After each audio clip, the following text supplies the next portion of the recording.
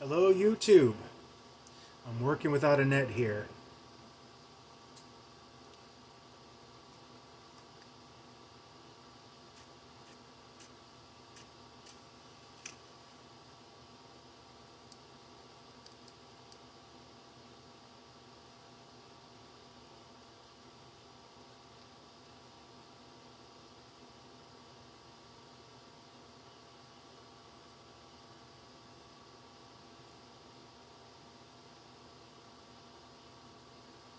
Bear with me for a moment. Every time I do this live, I screw it up somehow. Every time. But screw it.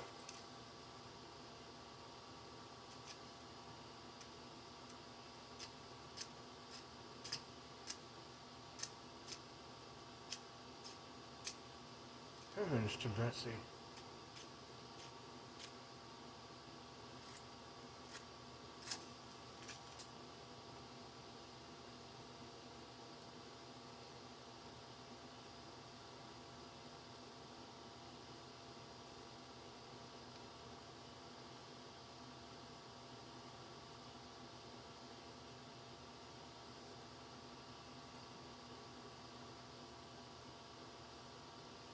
Well, when all else fails, use a lighter. Here we go.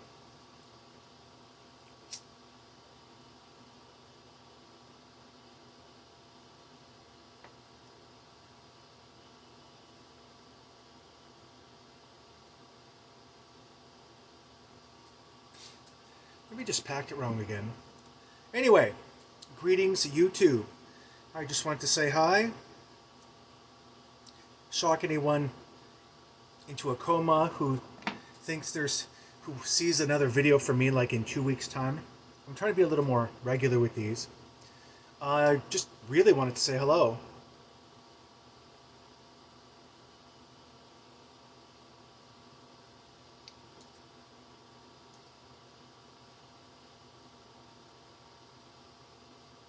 Housekeeping.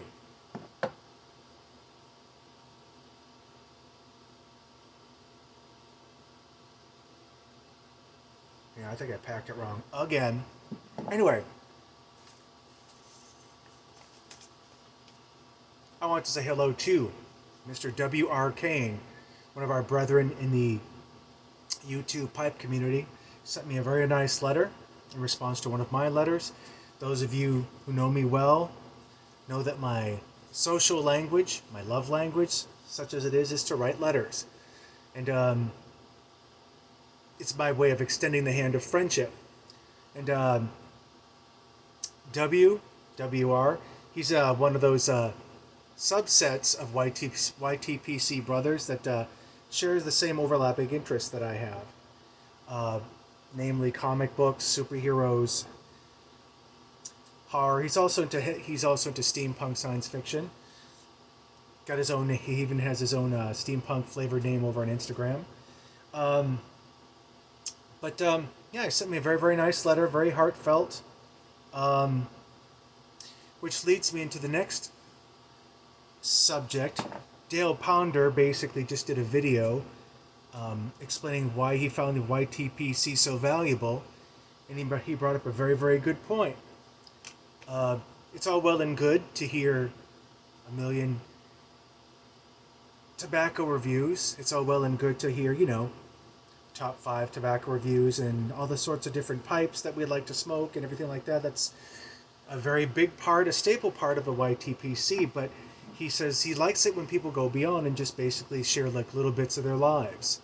Where they're working, what their kids are like, just like little slices of their everyday life, just to kind of,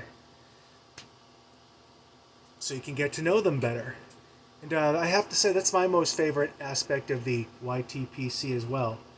And I appreciate whenever a presenter decides to add that as well as their, what tobacco they're smoking and everything else. A good example I can give is Swaggy Man Piper. He does Mirth Mondays usually. He's usually there in his work van smoking his pipe. And he'll just talk on about whatever happened to church or whatever happened. Basically, it's the generation gap now with his son. of course, typical parent stuff. You can't ever get what your kids are into, like social media and stuff like that. So the only thing you can do is to make your kids miserable with your ignorance of it. But it's just funny just to hear him meander on about how his son is concerned about this and concerned about that, and he's just like, it's part of growing up. What are you gonna do about it? Type thing. So yeah, that's a really good example. Um, yeah, a little story I'd like to share. It's like role playing in society. First of all, I just want to bring attention to this. This is a local brewer of mine. It's literally like 2 miles down the street from me. Great North Brewery. They brew something I love called Robust Vanilla Porter. And unfortunately, I can't go. The supermarket used to carry it. It's a very dark porter. It says Robust Vanilla, but it tastes more like a chocolate stout. So I used to like buy those by the 6 pack, by the case, because loved it. But if you drink too much of it, it's kind of on the strong side. I had these really nasty hangovers in the middle of the night. I tend to have my hangovers in the middle of the night more than when you wake up. It's like this throbbing headache thing right behind your eyeballs, and it takes an hour to finally. You have to get used to the pain before you can go back to sleep again. But luckily, that hasn't happened in a while. But anyway, Bill and I were trying to get rid of this coffee table. And I use the Facebook Marketplace to try instead of Craigslist. Craigslist can be kind of shady sometimes. But Marketplace, I just tried it out just as a lark. And of course, once we got all of our schedules, that's the one thing. When you try to sell something, we have to get our schedules together. Then you have to haggle the price, the whole thing. I'm a bad businessman because I just don't have patience for it. But we finally got our schedules straight. Okay, Friday, 12 p.m. And she's like, we're traveling kind of far, so instead of $50 for the coffee table, can we pay 30? Yeah, no problem. I told her, say 30 and it's a deal. And she agreed to it, so Friday noontime, and we're waiting, and the coffee table's there, and you can't really do anything around the coffee table until it's gone, like cleaning and just basically doing our version of fall cleaning and the whole thing. But anyway, finally she says, she texts me via the Marketplace Facebook Messenger, instant messaging thing.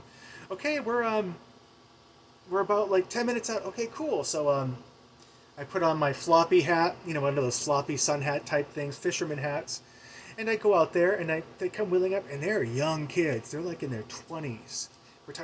They barely look like they're out of high school themselves. So basically, here I am being the older Yankee adult who's guiding them in. It's like they wheel on in, I flag them in, and I said, okay, here's the deal. You want to take this pickup, you want to reverse it, and follow me around the corner of the condo.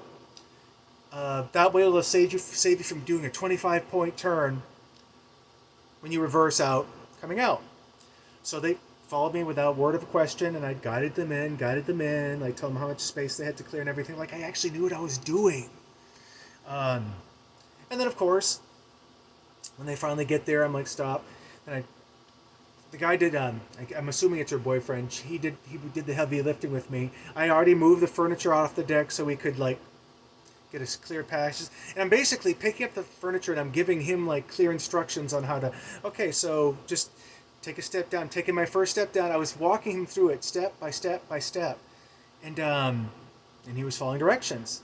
And I'm just not that type of guy. I'm not that handyman Yankee sort of adult guy, but these kids were like basically following my every instruction because I'm the adult here. Anyway, we got the thing set into their truck and everything. Like, oh, good luck moving in. Moving sucks. Good luck with everything.